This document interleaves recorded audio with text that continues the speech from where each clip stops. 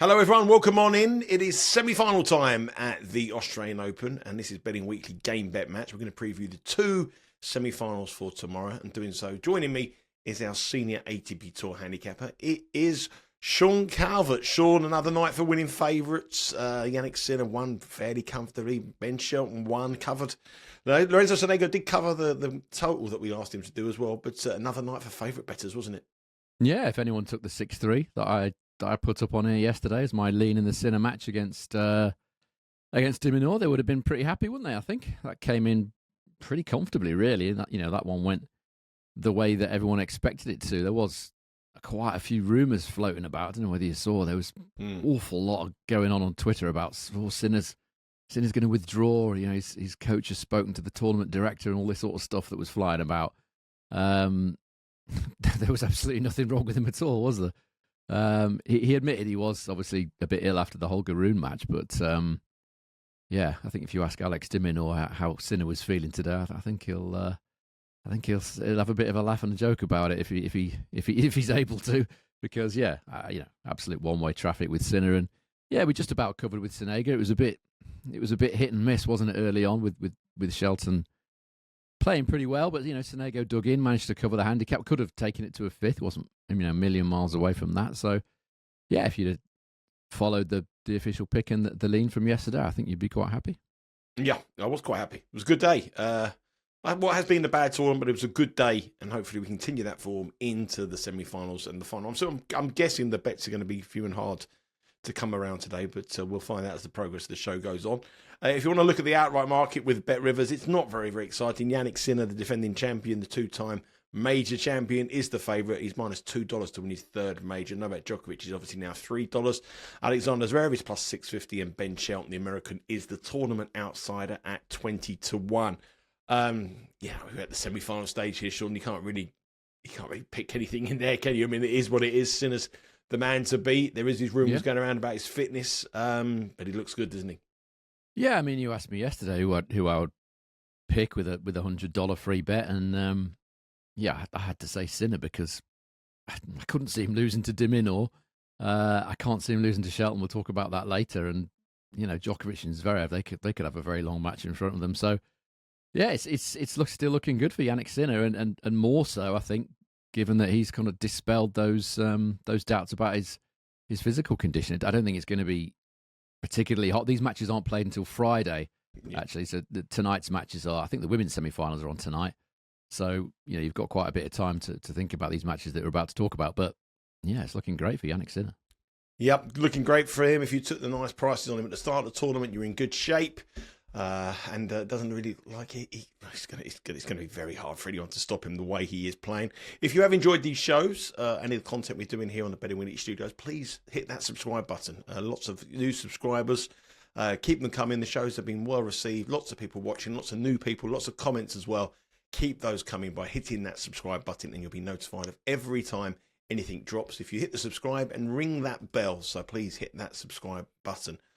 These matches are scheduled to be on Friday. It's got Thursday on the graphic there, but it is on Friday. So depending on tomorrow's the women's semi-finals. Today is it's Thursday. Is it Thursday? I've lost. It's our time Friday in the UK. Thursday night America, isn't it? That's it's different for wherever you are. Yeah, it's the most confusing time. But yeah, it's not tonight British time. It's another 24 hours on. You would have thought by now, after almost 2 weeks of the tournament, I would be able to get my head around it, but unfortunately, I'm still struggling. It's not that easy. When you've got different time zones. If it's just us here in the UK, we could probably handle it, but obviously, this is going out in the States, and then you have to figure that out as well. It can get very complicated knowing which day you're on. Now, let's have a look at the match bets. Novak Djokovic is up against Alexander Zverev in it is the most interesting one of the two semi-finals. Novak Djokovic here leads the head-to-head 9-6. They've met twice before in a major. 3 times before in a major. And Djokovic has won every single one. Zverev hasn't come close to beating him. It was a 5-setter, I suppose, in US Open in 2021. But Djokovic does lead 3-0 in the majors record. But obviously this is a different version of Novak Djokovic coming towards the end of his career. He peaked, his performance against Alcaraz was exceptional. Alexander Zverev has gone under the radar in this tournament here, and I can imagine a lot of people might be looking at this plus 130 with Bet Rivers for the German. I think that's a decent price. Zverev is plus 130. Novak Djokovic is minus 157. The spread here is 2.5, and the total is 41.5. Zverev is probably the best player not to win a major, and Novak Djokovic is bidding for his 25th major title. So massive difference in terms of experience, winning majors. But on the year so far, I would argue that it's Zverev has been the better player, especially maybe the better player in the last couple of years. He's unbeaten this year, 7 wins from 7 matches, and Djokovic has only just 1 loss this year. I suppose on current form and on what we've seen recently, the plus 130 may be very tempting to many. Yeah, I can see people thinking it might be plus 130, but I'm not convinced that's probably the right bet in this match. I think I'd want a slightly bigger price on Zverev, really. I can go through all the numbers. There's loads to look at. As you said, main level head-to-head, 9-4 to Novak Djokovic. If you just look at the last 5 matches, because some of those matches that they played a very long time ago, the last 5 I've done, even several of those are from 2021, so it's not a recent head-to-head, really. Zverev actually leads in terms of service points won and return points won totals over the last 5 matches, even though Novak Djokovic leads 3-2 in the scoreline, 102 to 98 for Alexander Zverev. Djokovic only winning 44% of his second serve points in those 5 matches. Zverev winning 50%, slightly better. Djokovic only winning 33% of return points, perhaps surprisingly, and Zverev winning slightly more at 35%. So on those numbers, you would say, well, how come it's 3-2 to Novak Djokovic? And the answer is a fairly simple one. He's better on the big points than Zverev, or he has been in those meetings. He's taken 50% of his breakpoint chances, Novak Djokovic, against 32% for Zverev. So it's the age-old story of Djokovic playing the right shots, the right points at the right time, backing himself in the big moments. And for me, Zverev still is a player that the jury is out on him, very much so, with regard to the big moments and the big points. Does he back himself the same way that a Novak Djokovic does? Not for me, no. That's the one area where, he does need to improve. It's very easy to say that. How do you improve that? I don't know. You may be a sports psychologist or whatever, but that's the big problem for him. As I said, 4 of those meetings were 2021, so it's quite a long time ago. So you could perhaps take that with a pinch of salt. The odds, really, I think, are from the last 2 seasons on outdoor hard at main level. Djokovic, 88% win rate and a service points won and return points won total of 111, which is excellent, obviously. Zverev, 72% win rate, but a total of 106, which is a good 5 points behind Novak Djokovic, which would make him, minus 150 or whatever. Novak Djokovic, that's probably about fair enough. The thing with Zverev is, as I said, against the big players and the big moments, if we look at what these two have done in their last 10 matches against what I've written down as the elite, which is just Alcaraz, Sinner, and Djokovic himself. Last 10 matches, obviously, Djokovic can only play Alcaraz and Sinner in this statistic. Djokovic, 50% win rate and a service points won and return points won total of 102. Zverev, 40% win rate and a total of 98, which is reasonably respectable, but not obviously as good as what Novak Djokovic has achieved. And my worry with Zverev is that belief. I just mentioned a minute ago, and it's borne out in some of the results that he's had in majors against the top players. He's actually 1-12 win-loss at majors against players ranked in the top 5 at the time of the match. One was that nasty retirement against Nadal, so we'll sort of forget that. But he's won. If we ignore that one, he's won 1 out of 12 major matches against players in the top 5. So that is a big problem for me. If you're thinking of backing him at plus 130 against one of these elite players, not really for me. The only win he had in those 12 matches was against Carlos Alcaraz a couple of years ago here at the Australian Open. But perhaps an angle on this with Bet Rivers is that Zverev's actually won the first set in 6 out of those 12 matches that I just talked about. So against top 5 players at majors, he's won 6 of the 12 completed opening sets. He's gone on to lose pretty much all of them, which, for me indicates that lack of belief in the really big moments. We saw it again at the French Open, didn't we? Last year, I can't remember whether it was a final or semi-final. It was a final, wasn't it? Against Alcaraz, 2-1 up, just completely collapsed from there mentally. He barely, the last 2 sets were where Alcaraz just coming to the fore and Zverev kind of quietly sort of shrinking back a little bit. So that's what puts me off about backing Zverev in these sort of matches. But you could certainly back him to win the opening. I'd rather back him to win the opening set at plus money than to win the match. As I've said, the statistics do suggest that he's far more likely to win the opening set than he is to win the match against these top players.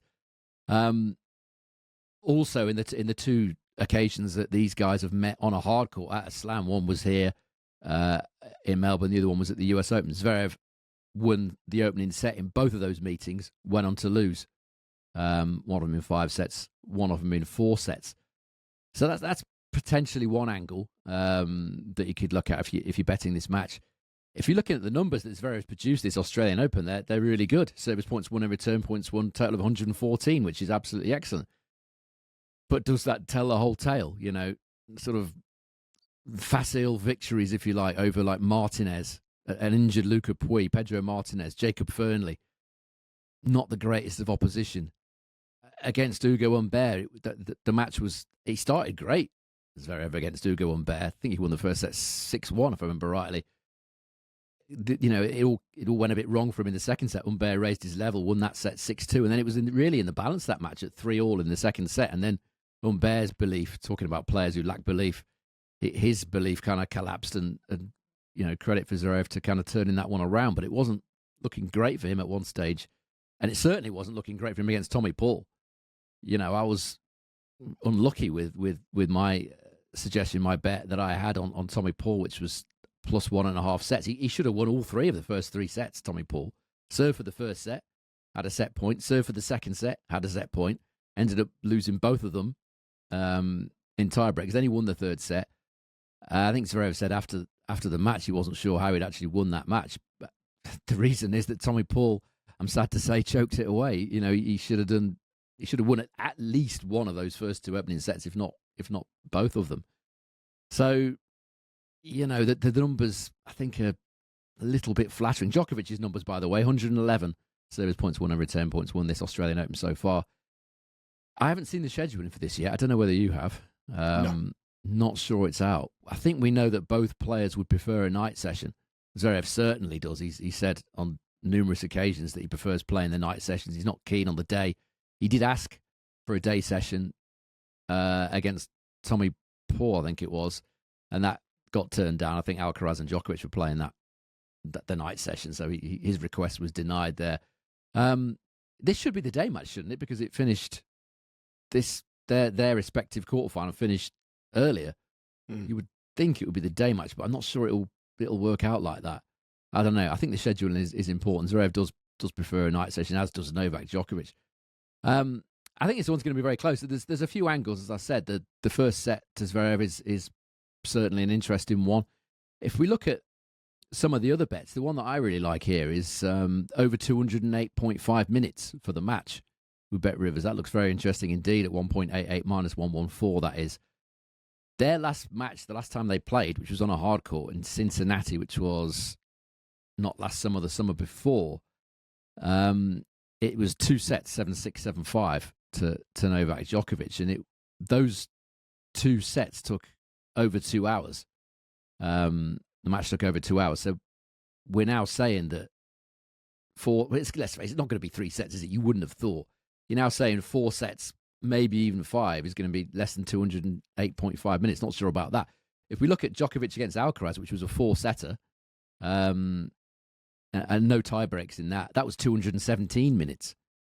And Zverev versus Paul, 2 very quick sets in that was a 4-setter. That was 208 minutes as well. So I given that there'll probably be a few, knowing Novak, there'll probably be a few medical timeouts, a few bathroom breaks, all sorts of stuff, and it is very close, I feel, then I think over 208.5 total minutes for the match time. I think I'd be looking at the over there for sure. Yeah, I mean, there's 66 different markets available on the Bet Rivers website and on the app. And obviously, if you do have a bet on one of those markets, you'll be able to watch this semi-final from the tablet or your mobile device or your home computer. But, you know, there's a few markets there that Sean has touched on. Incidentally, you can bet plus 112, for Alexander Zverev to win set number 1. If you want to place that, he has got a good record, comes out fast, and but doesn't really see the job done. The money line is difficult, minus 157. Spread's pretty difficult, but there are so many different markets available. But with Bet Rivers, as we have said, that it might be something that takes your fancy. So as far as official plays go, Sean, have we got an official pick on this Djokovic-Zverev match? Yeah, I think I'll take the over minutes. I think this is going to be over 208.5 minutes. If it's close, I suspect it's going to be. I don't know what your feeling is about this, but I would think it's going to be close. I can't imagine either guy winning this 3-0.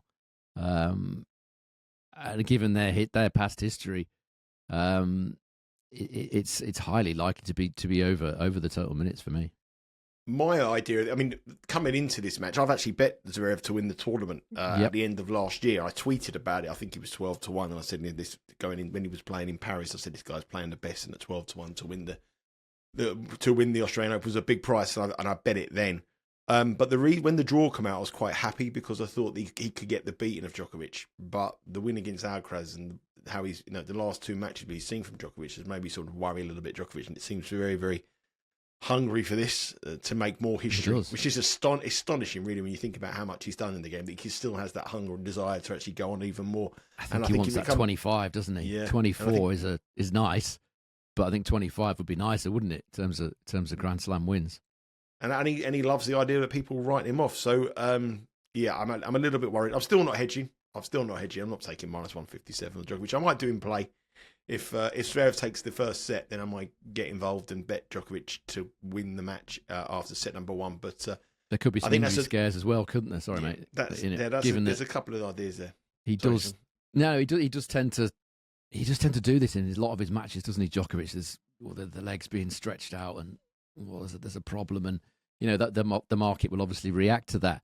Yeah, if he starts slowly, and I mean, he did start very slowly against Alcaraz. He was ahead in that first set, but ultimately, after the end of the first set, it looked the match that the market thought it was going to be. But once whatever it was he'd taken, kicked in, there was nothing wrong with him, was there? He was moving great. He was playing beautifully.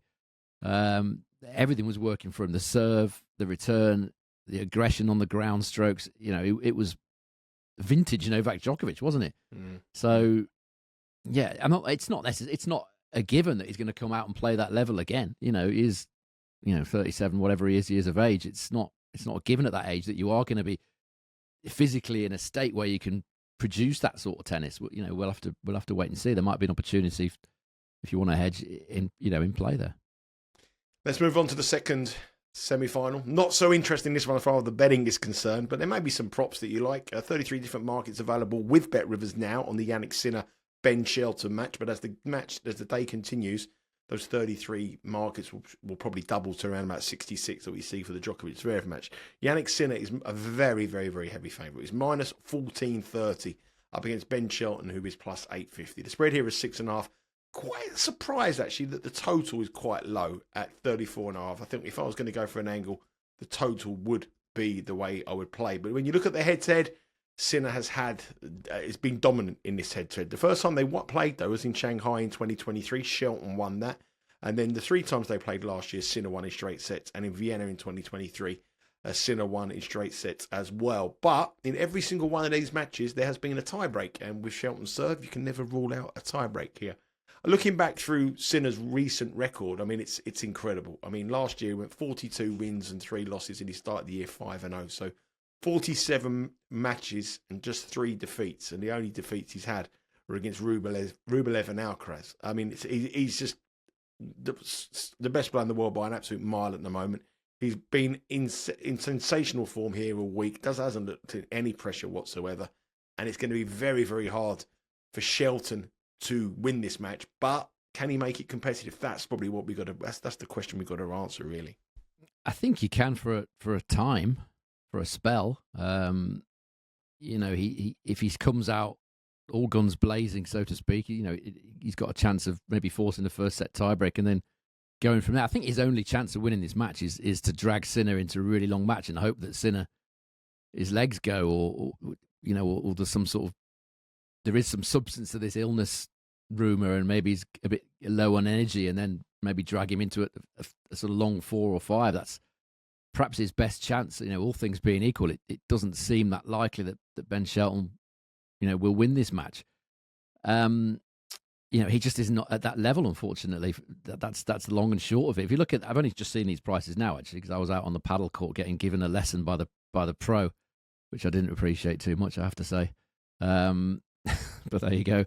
So all 5 matches, as you said, have featured a tiebreaker, but that's only one. It's only 1.61, I think, for tiebreak to be played, which seems pretty low, bearing in mind the statistics of their head-to-head, which are overwhelming, as you would expect for Jannik Sinner, even though there's been several tiebreaks played.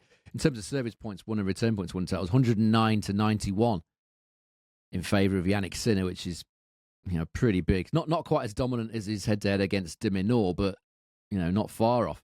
Jannik Sinner's held serve 95% of the time against Shelton. But Shelton's actually, this is the kind of stat that surprised me, Shelton's actually created more breakpoint chances per game in this matchup than Jannik Sinner has, which is very surprising. But he's only taken 11% of them, Shelton, which obviously is not going to get it done against the best player in the world. Sinner stepped up and saved almost 90% of the breakpoints against him in this matchup. First serve points won in this matchup. You would probably expect Sinner. It is Sinner 78 to 74%, so he's better on first serve. Shelton's first serve is obviously his weapon. It isn't performing as well as Jannik Sinner's, but then Sinner's a much better returner. Second serve points won is pretty telling as well. Sinner 62%.